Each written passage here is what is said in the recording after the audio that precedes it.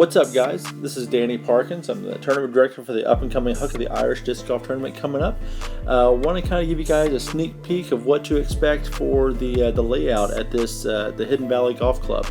It's a brand new course, never been seen before, so I want to kind of give you guys a little sneak peek. So, hole 1 is a 610-foot par 4. Pretty wide open. You got a cart path on your left and cart path on your right that plays out of bounds. So it's a pretty good, pretty wide open shot, but the out of bounds can come into play off the tee. There will be a drop zone, also plays the shorter tee for some other divisions. But hole 2 is 285-foot par 3. Got a cart path on our left and kind of a line of trees on the right. It's kind of a low ceiling, so it plays good maybe for a righty forehand shot, but nothing too crazy. Moving on to hole number 3. It's a 350-foot par 3. Plays pretty uphill, pretty wide open, but kind of narrows down around the green. I got a few guardian trees to navigate, and the basket kind of sits up on a little hill. So if you better be confident on your putts, or you can have some pretty bad rollaways. So be careful on that. Hole 4, we're going to do a double mando through this gap that the drone is flying through. It's only 270 foot. Plays a little downhill.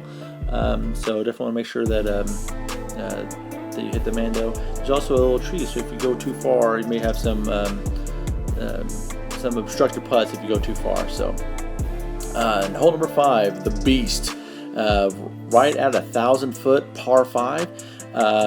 It starts off really wide, and it really funnels down as you get closer, because the cart path on the right plays out of bounds. There's going to be an out of bounds rope to the left. And as you see, it gets really cozy there around the green. So it starts off wide open, funnels down. So it's not just a wide open 1,000-footer. It takes some touch as well when you get a little closer to the green. Hole 6, 305 feet, par 3. You got cart path on your left, cart path on your right. So you can either take the left side or the right side of the tree line. But it's a 300-foot shot, so nothing crazy. But you do have a couple different options to choose from. So it takes us to hole number 7. Yeah, there we go.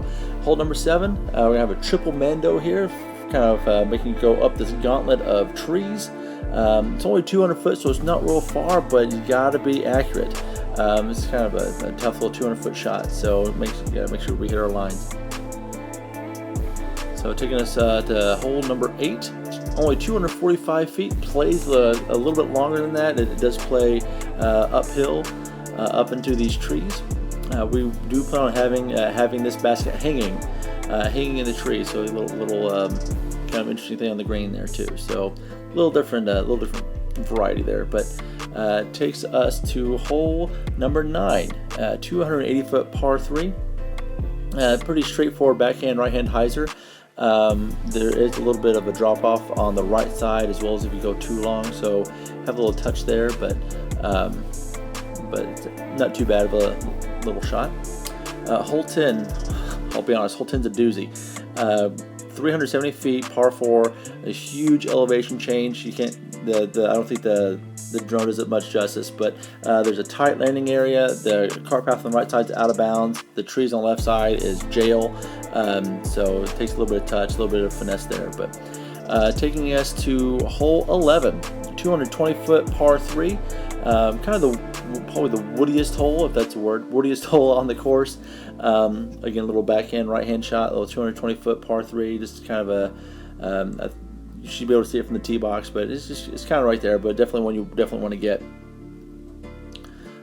Brings us to hole number 12, 377-foot par 3. It is downhill, pretty significant downhill. Hoping to have the basket perched here on this bridge you see. Very pretty hole, but very fun to throw. Yeah, pretty straightforward. What you see is what you get there, but it's just fun just throwing it down the hill. Trust me. Taking us to hole 13, 305-foot par 3. Kind of got this hill on our left side. Kind of drag it up the hill, and either with a right hand forehand or maybe a turnover backhand, kind of drag it back down this hill, and maybe have some obstructed putts if we miss our lines by the basket. But next one is hole 14, 280 foot, plays downhill, so plays a little bit shorter than that, but it's right in the crux of this the cart path. Cart path will play out of bounds, so on or beyond cart path is OB. so you don't want to go too long. But and I think the OB is about 15 feet from it, so be careful there. Hole number 15, 360-foot par 3, pretty wide open. You can either go straight at her or maybe hides around the trees. Now, there are some low-hanging branches by the basket, which could cause some obstructed putts if we're not careful where the disc lands. So we got to be careful about that. But hole 16, 575-foot par 4. We will have a mando on the corner where the drone's passing right now. You do have the cart path along the left side. So really the play is just kind of get it to that corner and then throw it up the hill as far as you can, and hopefully get up there close enough to save your birdie. And also trying to keep it in bounds, so a little tricky. Hole 17, probably the signature hole of the course. It is an island. There will be an option for laying up short, but it is kind of tucked in there with the cart paths around it. It will play as an island with an option for layup. So that'll be discussed in the caddy book. I don't have time to go over all that right now, but really cool shot. Hole 18, 740-foot par 4. It's a long shot, and it is a narrow fairway. You got the cart path on the right side, OB on the left side, and so you got to throw it far and accurate. So it's kind of a neat little challenge here. There's a whole lot of rules I have not had time to go over. This is kind of a quick fly through so you guys can see it. A lot of those rules are going to be covered in the caddy book. We'll go over some of the stuff in the players meeting later on, but hopefully just want to give you guys a sneak peek, and hope to see you guys on March 5th. Thanks.